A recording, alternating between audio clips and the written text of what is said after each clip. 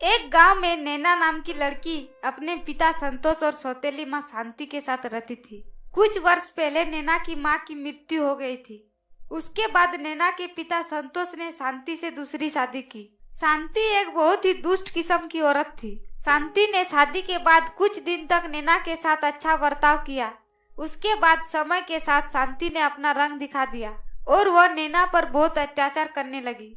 वह नैना से दिन भर घर का सारा काम कराती और खाने के लिए भी बचा हुआ बासी खाना देती। ये सब से संतोष भी परेशान था, पर वह कुछ नहीं कर पाता क्योंकि शांति उसे घर छोड़कर जाने की धमकी देती।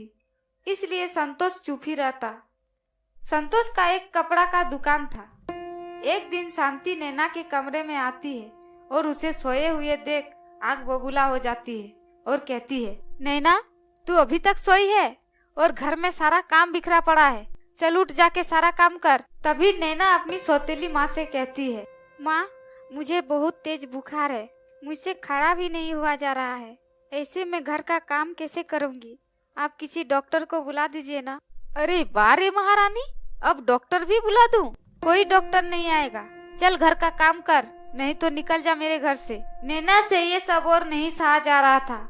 वह इस घर में शांति के जुल्मों से परेशान हो गई थी। फिर नैना बुखार के हालत में ही घर छोड़ के चली गई। वह जाते समय अपने पिता से घर छोड़ने की बात कहने के लिए उनके दुकान पर गई। पिताजी, मैं और इस घर में नहीं रह सकती, मैं माँ के अत्याचारों को और नहीं सह सकती, इसलिए मैं ये घर छोड़ के जा रही हूँ। तभी नैना के पिताजी नैना से कहते हैं, बेटी मैं तो शांति के आगे कुछ नहीं कर पा रहा हूँ, इसलिए तुम्हारा घर से जाना ही ठीक होगा। हमारे बगल के गांव में तुम्हारी एक मौसी रहती है, तुम उसी के पास चली जाओ। और हाँ, मेरे पास ये 4 लड्डू है, इसे ले लो और रास्ते में भूख लगे तो इसे खा लेना। इसके बाद नैना वहाँ से चली जाती है। वह एक जंगल के रास्ते जा रही थी, तभी वह थकावट के कारण एक पेड़ के नीचे बैठ जाती है। उस पेड़ के ऊपर एक भूत और भूतनी रहते थे। नैना वहाँ बैठी थी, तभी उसे भूख लग जाती है और वह कहती है, चलते चलते थक गई, अब भूख भी लग गई है। पिताजी ने 4 लड्डू दिए थे, 2 तो पहले ही खा ली हूँ और 2 बचे हैं, इसे भी खा के अपना पेट भर लेती हूँ। तभी पेड़ में बैठे भूत सोचता है और भूतनी से कहता है, अरे ये तो हमें ही खाने की बात कर रही है। तभी भूतनी घबराए हुए पेड़ के नीचे नैना के पास आती है और कहती है, हमें मत खाओ, मैं तुम्हें एक जादुई लहंगा दूंगी, तुम इससे अपनी सारी इच्छा पूरी कर सकती हो।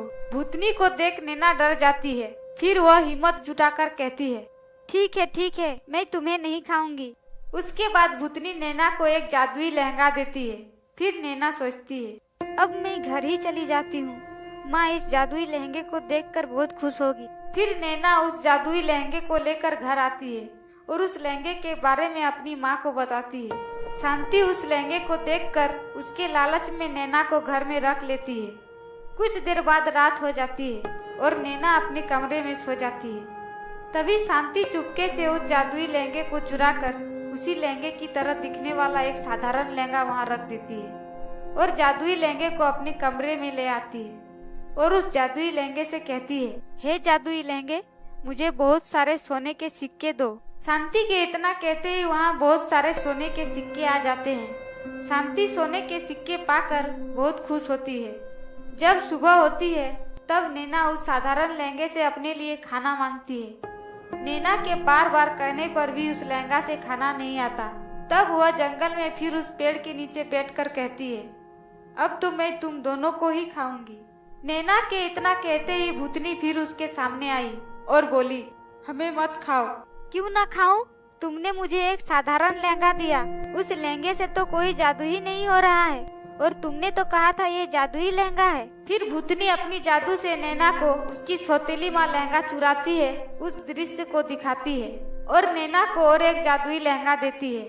नैना लहंगा लेकर घर आती है और अपनी माँ को बताती है। इस दिन भी नैना के सोने के बाद उसकी सौतेली माँ उसके कमरे में आती है और उस लहंगे को फिर चुराकर अपने कमरे में ले आती है। उस लहंगे से सोने के सिक्के मांगती है। शांति के इतना कहते ही उस जादुई लहंगे से एक छड़ी निकल आती है और शांति को मारने लगती है। शांति के ऊपर जब वह छड़ी पड़ती है तब वह बचाओ बचाओ चिल्लाती है। उसकी आवाज सुन नैना और उसके पिताजी वहाँ आते हैं। तभी शांति कहती है, बचा लो नैना बेटी, नहीं तो ये छड़ी आज मुझे मार ही डालेगी। मुझे माफ कर दो बेटी, आगे से मैं कभी तुम्हें तंग नहीं करूंगी। मुझे बचा लो बेटी। इसके बाद वह छड़ी गायब हो जाती है। अब शांति को अपने किए पर